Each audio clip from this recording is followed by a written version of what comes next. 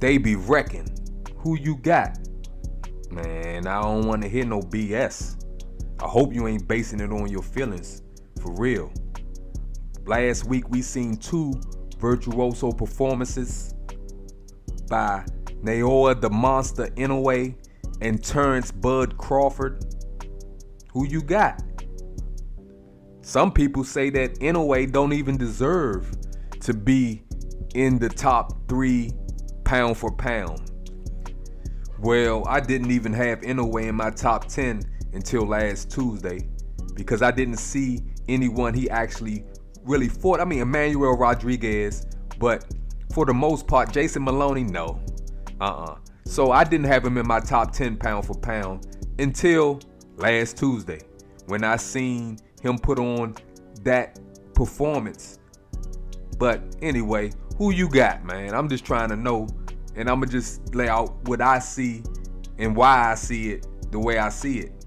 First of all, resume matters, and how you perform against those opponents matters as well. So I've seen hype jobs from other countries, 25-0, mainly fought everybody in their own country or from their own country in spectacular fashion, but they come and fight an American fighter and get crushed.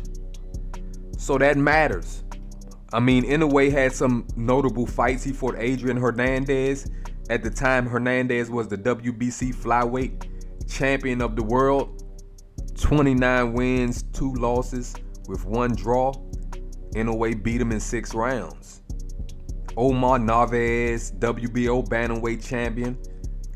Inoue beat him in 2 rounds.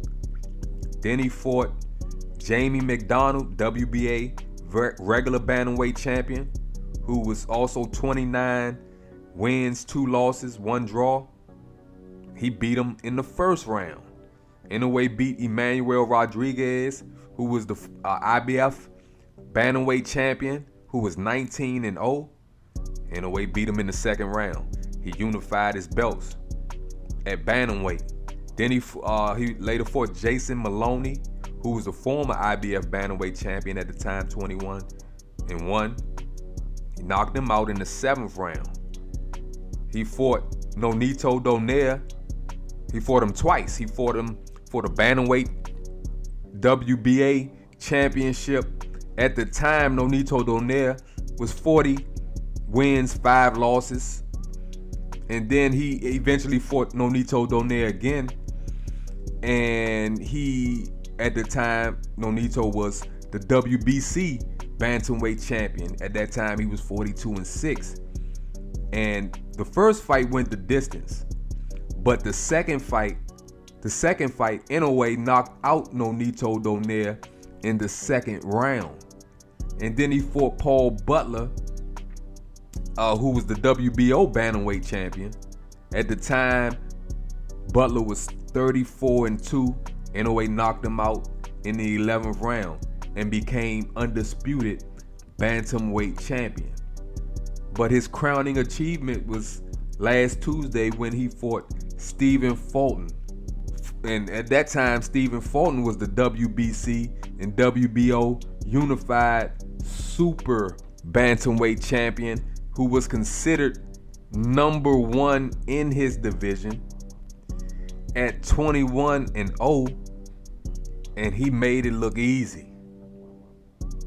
He made it look real easy, man. So they were saying Stephen Fulton and his camp was calling Inoue a hype job. It didn't look too good after, when talking trash goes wrong.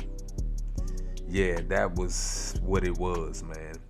So for him to put on such a spectacular performance against the number 1 unified champion in the super bantamweight division and beat him soundly every single round and then finish him off by knocking him out,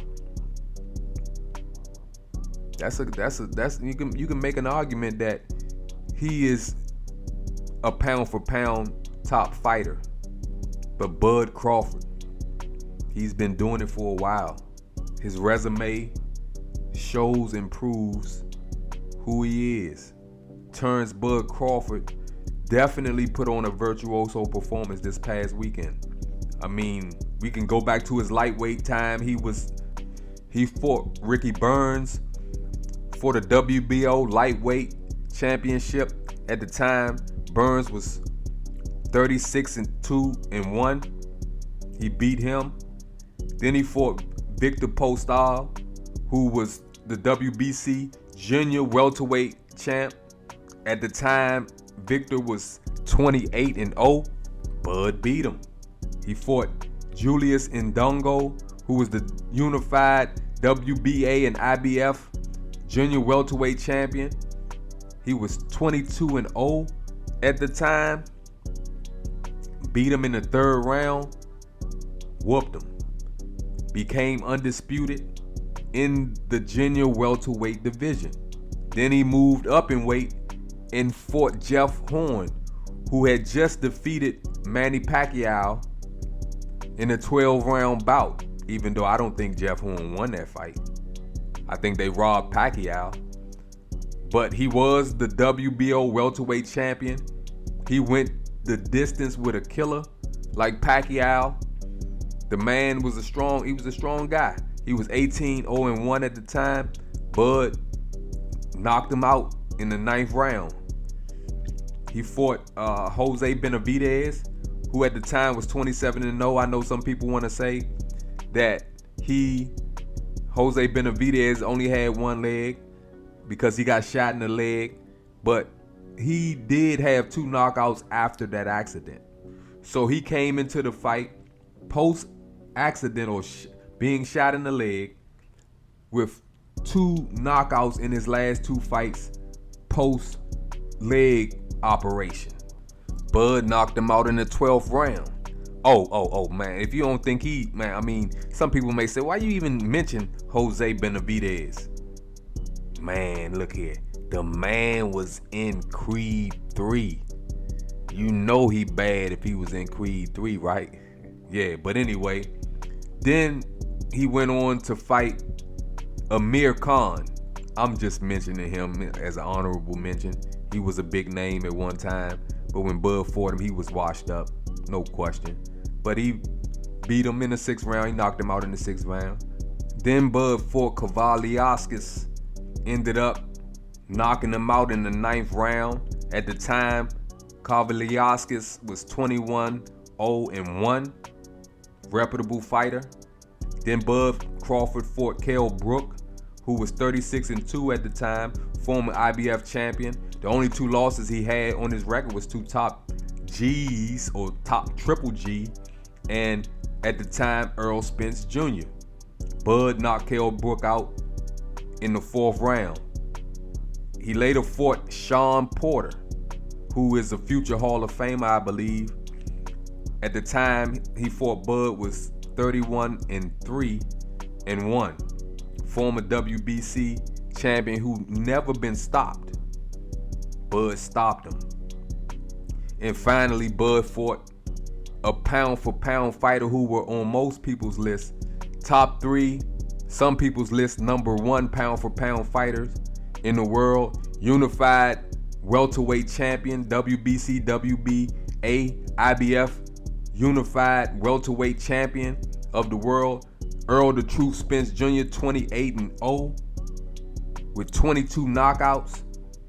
Bud totally outclassed Earl Spence, top pound-for-pound fighter, and finished him in the 9th round. I don't think it's a question who's the number 1 pound-for-pound fighter. Bud was being put as number 1 before the Earl Spence fight on a lot of lists. This just cemented it. This just gave him what he so rightfully deserves. Body of work matters. When you're fighting and whipping and destroying top pound-for-pound fighters, making it look easy, most of Bud's opponents, top opponents, never tasted defeat. We know that once you taste defeat, you are a different fighter.